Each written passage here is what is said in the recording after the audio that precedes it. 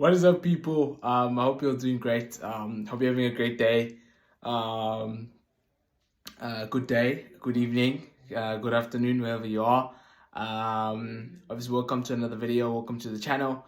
Hope you guys are all doing great. Thank you for supporting the channel. Please continue to support the channel. Please push the thumbs up button to like the video. It helps with the YouTube algorithm. Please push the notification bell so that you can get notified when I post a new video. And also, please subscribe to the channel, man. If you haven't done so, I'd really appreciate that. It would be great. Yeah, man.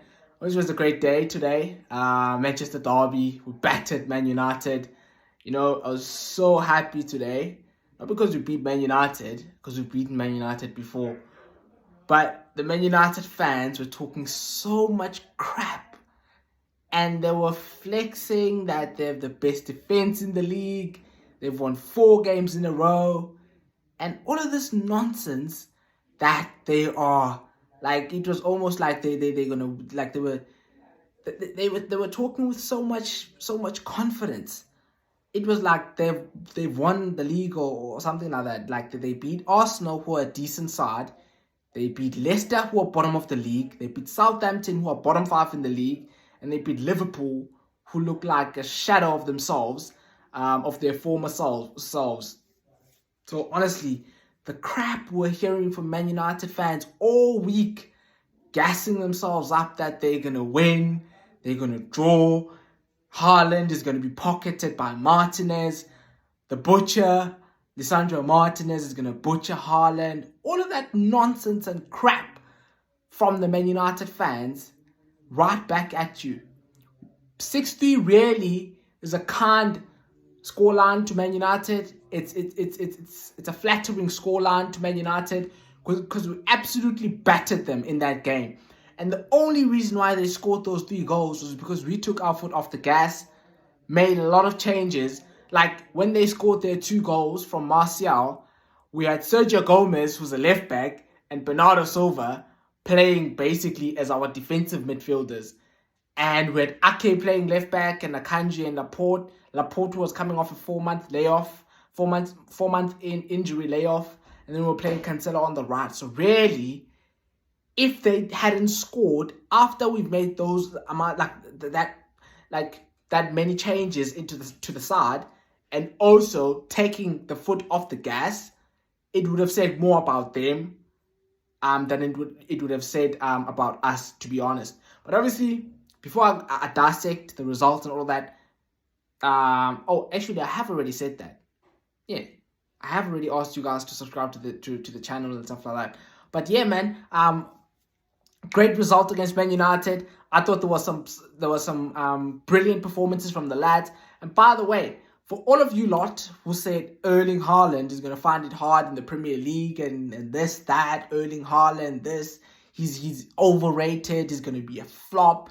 There were a lot of fans who were saying that. Now, I'll be fair to most fans, that most fans said Erling Haaland is going to destroy the Premier League because he's just lethal.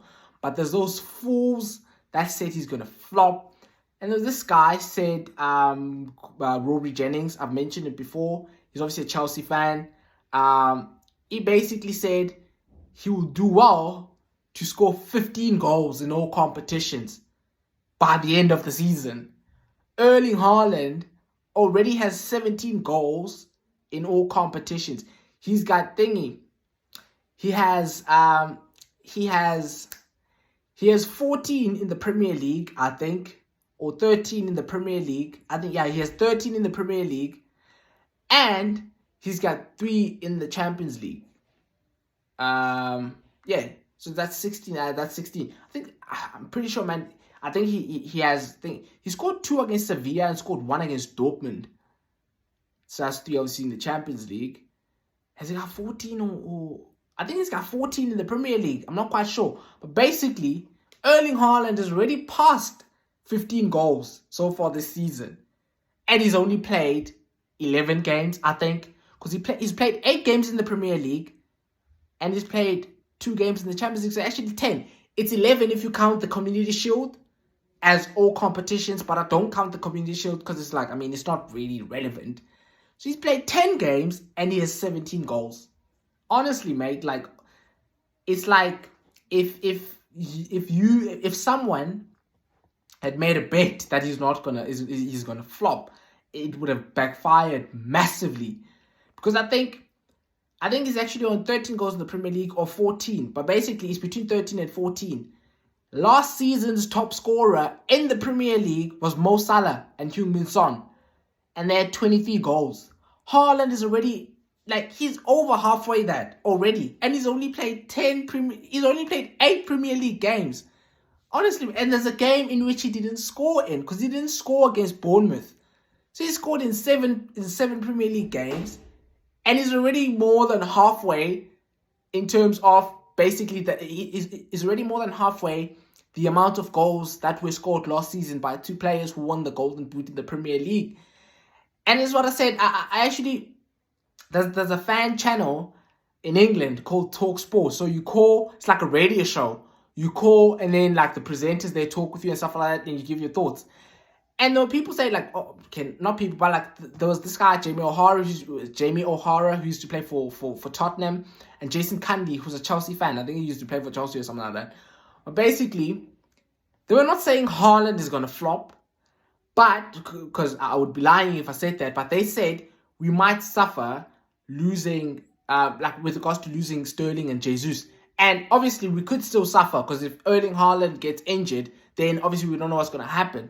But I said to them, if Erling Haaland stays fit, he is going to outscore both Sterling and Jesus in all competitions in the season alone.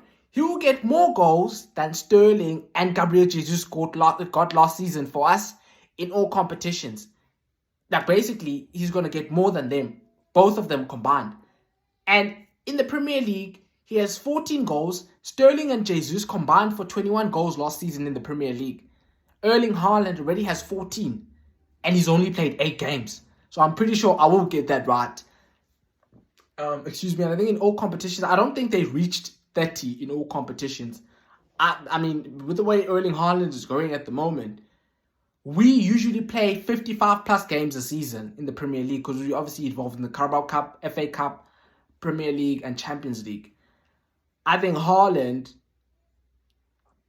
minimum 40 goals this season, even if he gets injured.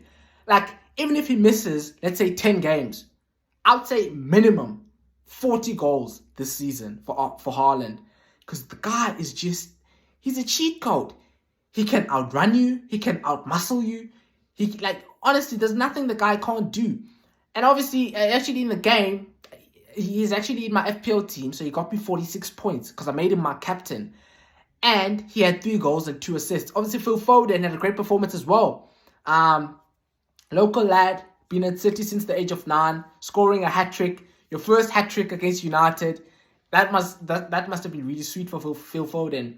Obviously, De Bruyne was good as well. I thought Bernardo Silva was phenomenal. He was all over the place, running the show, pressing, winning the ball back, the tenacity, just everything. Obviously, he didn't get a goal.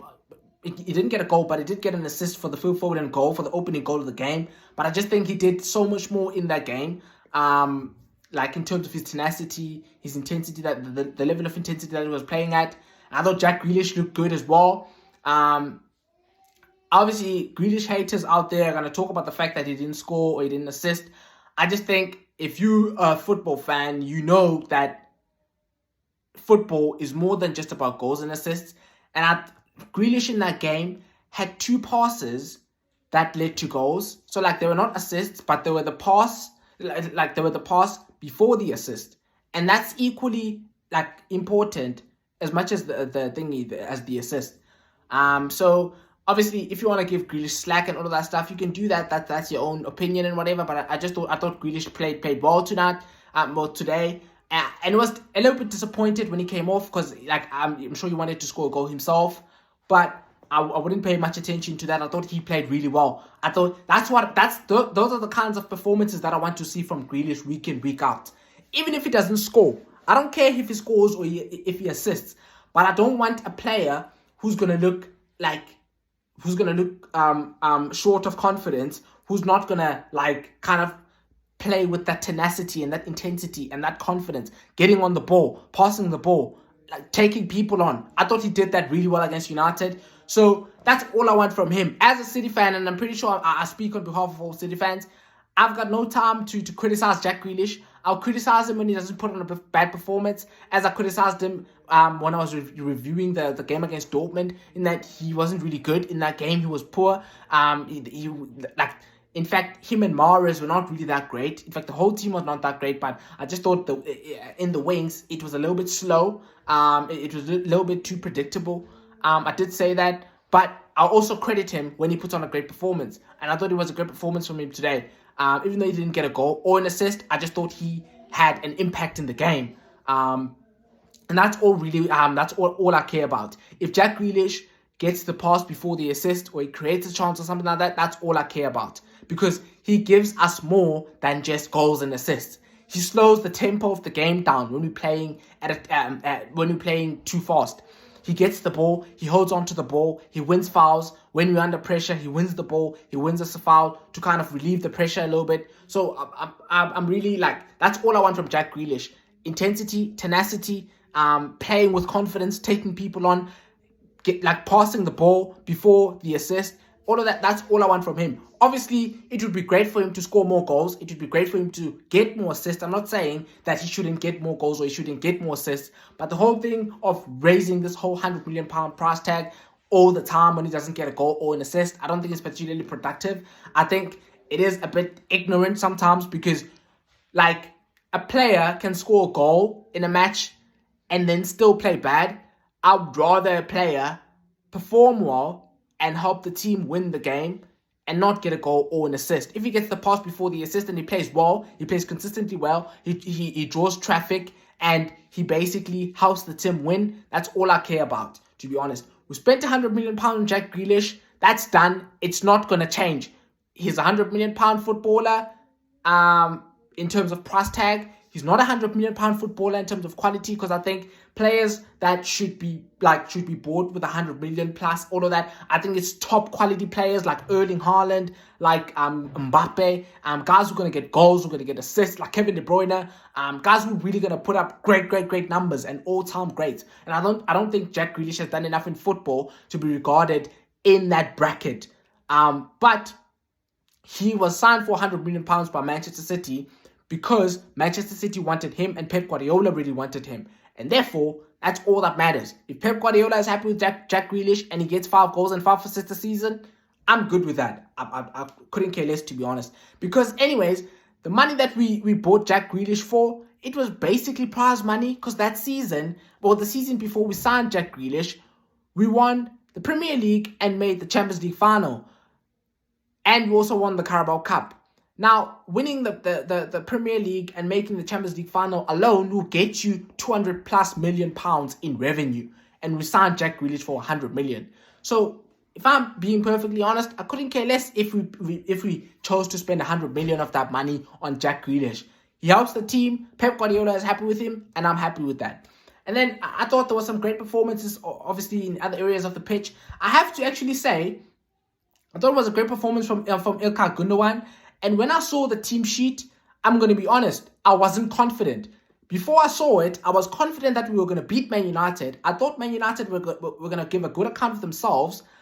But after I saw the team sheet, I was like, that team doesn't give me confidence. And the reason why I said that was because Rodri was not playing and Diaz was not playing. So we were playing with Ake and Akanji at centre-back. Now, Akanji looked mint. Akanji was great. Like, the guy is so graceful on the ball. He takes the ball. He drives with the football. He's a good defender. He makes tackles. He gets interceptions. Like, there was a time, basically, our opening goal through Phil Foden, we actually won the ball back from Man United. And Man United were about to counter-attack us. And the player who won the ball was Akanji. It all came from Jack Grealish. Jack Grealish basically had the ball. And he basically tried to pass the ball to Walker. But his pass was short. And Man United were trying to pounce on that, and they got the ball. Akanji stepped in, made the challenge, got the interception, played the pass forward, and basically 30 seconds later, we've scored our first goal. So I think Akanji is an absolute steal. Dortmund are going to be basically pinching themselves and in fact, not pinching themselves, they're going to be kicking themselves and saying, how the hell did we sell that guy for 15 million? Because they sold him for 15 million pounds to City. Now, I understand he had a year left on his contract, but if you look at certain players, I know they are attacking players, you look at like Gabriel Jesus, he was sold for 45 million pounds plus 5 million pounds in add-ons to Arsenal. You look at Sterling, he was sold for 50 million pounds plus some money in add-ons to Chelsea. Now, I know those are attacking players, but you can't tell me that you couldn't have demanded at least 30 million for Akanji. If City really wanted him, you could have just asked for that. And they just sold him for 15 million. I think he's an absolute steal for 15 million. The guy has been so good. I think actually him and Diaz could be our best centre-back partnership. Because I love the aggression from Ruben Diaz, but the calmness and the silkiness in possession, like he just looks so smooth. The guy, like he's really, really been good. Since he's come to City, he's fitted in seamlessly into the team. He looks like he's been here forever. And I was really impressed with him as well. But I have to say, like, as I was saying, my point, like, when I was about to talk about the midfield, I wasn't confident in that game because I thought Gundogan is an intelligent footballer and he knows how to keep the ball and keep hold of possession. But when we have to defend and he has to kind of be the defensive midfielder, I'm not really confident in him doing that. And the last time Gundogan played as a DM or played as a defensive midfielder, we were actually in the Champions League final and we lost. And the main goal we lost, well, there was only one goal, which was basically scored by Kai Havertz. That goal came as a result of not having a defensive midfielder because there was a gaping hole in the middle of the park, and there was no hole. There was no holding midfielder in the middle of the park, and Mason Mount basically played the ball into that space, and Kai Havertz scored, and we lost the Champions League final, and ultimately we couldn't win our first Champions League title. So it doesn't bring positive vibes to me when I see Rodri not playing as a defensive midfielder, because I just think if we're playing against a team that are going to try and counter-attack us like Man United, I think we could struggle a little bit more if we don't have that defensive midfielder. But I thought Gundogan really played well. I thought Man United were really awful, if I'm being honest. I thought we were really good, don't get me wrong. But I really think Man United were awful in that game. I thought Ake, shout out to him as well. I thought he played well. I think there are some people like, let me just drink water here. Apologize, guys. I just got thirsty. I've been talking quite a lot. But I was saying, I think there are some people who, basically, Nathan Ake was signed from Bournemouth, right? And Bournemouth were relegated that season. I think they were relegated in the season 2019-20. And then we signed Ake at the beginning of the season of 2020-21, right? And I think, obviously, Nathan Ake was also at Chelsea, and it didn't really work out for him at Chelsea, and he left and he went to Bournemouth. Had a decent career there. He played well, but obviously was playing for a team that was in the bottom of the table, and they conceded a fair amount of goals, a fair share of goals. So there were a lot of people when we signed Ake who were kind of like overlooking the signing of Ake, and they were thinking like Ake is not gonna cut it for City. He's not good enough to play for City. But actually, I would like to make a bet with anyone that you can look through Ake's career at Manchester City since he joined the club in 2020. You will not find one game when Ake has been bad for City. Now, he hasn't played a lot for City, but there's not one game I can recall as a City fan, and I watch every game we play. There's not one game I can recall when Ake had a stinker, where he was really bad. Like I remember last season, for example, Laporte last season against Crystal Palace, when we played them at the Etihad, he had a stinker. He was awful. He gave the ball away for the first goal Crystal Palace scored, and he basically took out Zaha, and he was the last man on defense, and then he got a red card. So, he had a stinker, basically, and we ended up losing the game 2-0. There's not one game I can recall with regards to Ake where I can say he was really bad. And last season was the first season really where he started playing kind of like a number of games, because in his first season in 2020-21, he was really struggling with injuries and stuff like that. Last season, when he was called upon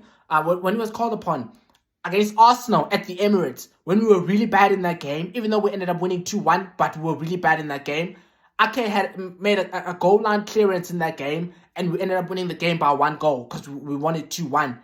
I remember against Atletico Madrid in the Champions League when we were on the ropes, we were tired because we had played 3 days before against Liverpool in a high intensity game, and Atletico Madrid were kind of bombing forward, attacking us. We lost Walker through injury, and then Ake had to come on, and like we were on the ropes, especially in that second half against Atletico Madrid.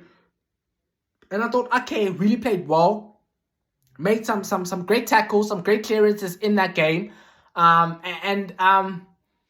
What's another game he played last season?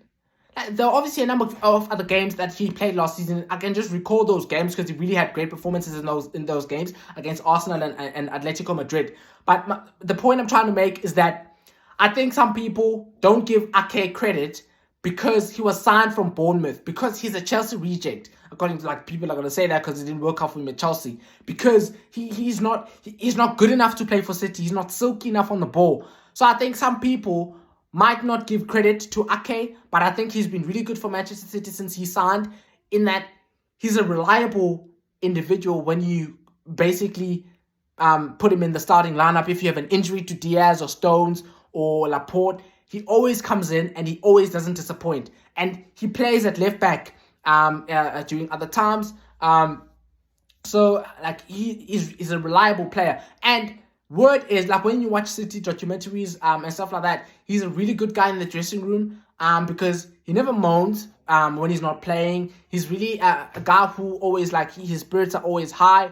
I think, Ake was brought up well by his parents because he's a humble lad from the Netherlands. He just goes about his business, and he just, I honestly, I think he's a great member of the dressing room. I think he's even though he was looking to leave City in the summer because Chelsea came in for him, and obviously he was at Chelsea as a youth player. So when Chelsea were trying to sign him and Chelsea were in need of centre backs, I'm sure it would have been a good proposition for him to go there, because he thought obviously he was going to get more game time and stuff like that. But obviously he had the chat with Pep Guardiola, and Pep basically said to him that he should stay. Now, I don't know how he convinced him to stay, but he ended up staying at the club. So, and also Chelsea were not willing to pay the money that we wanted for him, because we wanted £50 million for him. Now, some people were saying that's too much for him and all of that stuff. He's our player, so we will demand whatever we want to demand for him. And he has 4 years left on his contract, so pretty much if we want 100 million for him and you want him, we can ask that. We can ask for that, because basically we hold all the power. But he was happy to stay at the club, and I think he's been really good since he's come onto the football club. But obviously going on to Man United, I've talked about City now, but just touching on Man United, I think they were awful in that game. I think City were good, but Man United were bad. They were really bad. I thought it was City just breezed past the game. It was too easy. It was just too easy, especially in that first half. Literally, Man United didn't lay a glove on Manchester City in that first. It was 4-0, and it was deservedly 4-0, because Man United, honestly, they didn't do anything in that first half. Nothing. They were just there. And their fans were leaving basically even before halftime, because it was just a horror show. They were really awful in that first half. And obviously in the second half, obviously they scored. They scored 3 goals in the end, and the scoreline ends up as being 6-3. As I've already said, I think that flatters Man United, because the only reason why they scored those goals was because City took their foot off the pedal, and City basically made wholesale changes to the team. And Laporte came in after a 4-month injury layoff. The backline was disrupted. Gundogan went off. Basically, Bernardo Silva and Sergio Gomez ended playing as the 2 number 6s, basically as the 2 defensive midfielders. So I thought, really, Man United scored, yes, but they didn't really do anything in that game, and anyone could have scored really in that second half, because City took their foot off the gas. I actually remember a similar game last season. We played Leicester last season at the Etihad, and I think we were 4-0 up in the first half. And in the second half, they almost came back, because they scored 2 goals, and then it was 4-2, and then I think we scored another one, and then it was 5-2. And then they then scored again, and it was 5-3, and we scored another one, and it was 6-3. So it was kind of it was a similar game in the sense that the hard work was done in the first half, and as a result, we came for the second half kind of like just strolling through the game, because we also have a game in the Champions League on Wednesday. So the lads were just trying to basically just stroll through the game, and Man United obviously capitalized on that. The only goal I think really was a good goal, and I can't take anything away from it, was the Anthony goal, because I thought it was a good goal from him. It was just a wonderful strike with his left foot, and he just scored basically. So I thought that was a good goal from him.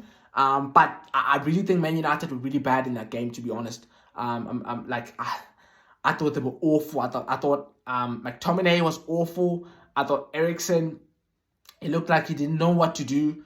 I think maybe Erik ten Hag was a bit naive. And the reason I say maybe he was a bit naive was because, yes, you did beat Liverpool. Yes, you did beat Arsenal. But Arsenal outplayed you in that game. And the only reason why Arsenal lost was because Arteta was naive. Because he made, I think he made 4 substitutions at the same time. And he took off Zinchenko and put on an attacking player. So Arteta was naive in the sense that he was just trying to go all-out attack and try to win the game, instead of doing the same things that the team was doing. Obviously, Arsenal, the team is Arsenal, doing the same things that the team was doing and try to get a second goal and win the game 2-1 and win the game 3-1. Instead, he tried to basically go all-out attack, and as a result, he was counter-attacked by Man United, and he ended up losing the game 3-1. So I think that was a bit naive from Arteta. But basically, the reason I say maybe Erik ten Hag was a bit naive is because, when you really think about it, Manchester City are one of the best teams in Europe. And obviously, they're better than Man United in terms of the quality in the team. Now, Man United in that game, I don't know what they were trying to do, but basically, I think they were trying to counter-attack us, but they didn't press. And as a result of not pressing, they then gave us all the spaces to play our football. So it was comfortable for our players. And if you're going to make it comfortable for our players as good as they are, they're going to punish you. And then as soon as Man United were winning the ball in that first half, we pressed them from the front, because the only place they were winning the ball in was their own half, because they were not pressing us. So they were not winning the ball high up the pitch. They were winning the ball in their own box, and then we pressed them, and then we quickly won the ball back again. So as a result, even though they were winning the ball, they couldn't really kind of get out and attack us.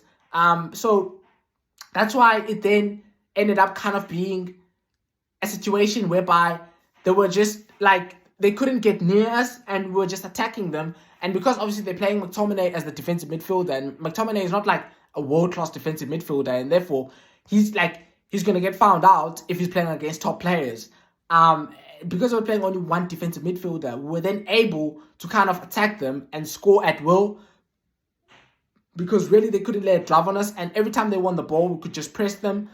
But there are situations when they won the ball, and I just thought they were really bad in possession. So they didn't really have the cutting edge to put a string of passes together and to kind of attack us and then be able to score. So I thought that was the case in the game. Yeah, man, I just thought it was a great game from City, but I really think Man United were bad in that game, and they really deserved to lose. They deserved to lose by more than 6 goals, to be honest.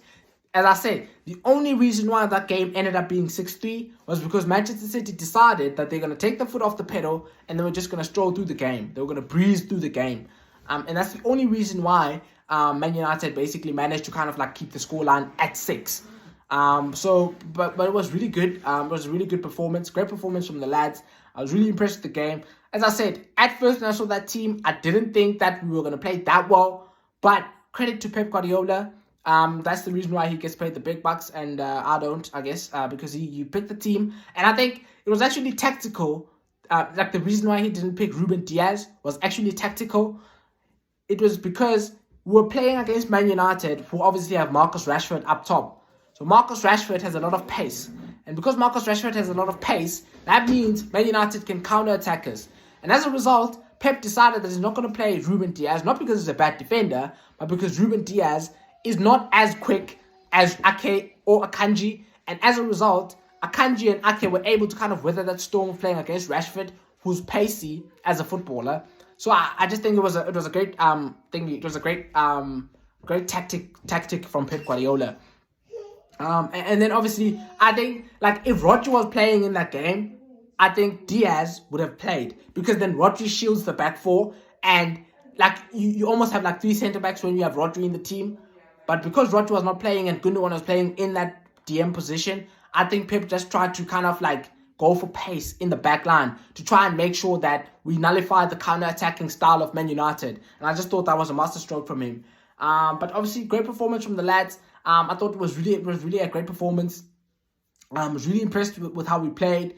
But yeah, man, guys, that's obviously the game. I will be making other videos to kind of like review the other games I played during the weekend. I just thought I'll do like I think I'll do like a review of this one on its own. But yeah, man, guys, I think it was a good performance from the lads. I'm really impressed with the win. And yeah, guys, please subscribe to the channel if you haven't done so. And also, please push the notification bell so that you can get notified each time I post a new video. And please push the like button to like the videos. That really massively helps as well. And yeah, man, I appreciate you guys. Have a great evening. Yeah, man, enjoy the rest of your day, guys. And thank you for watching the video.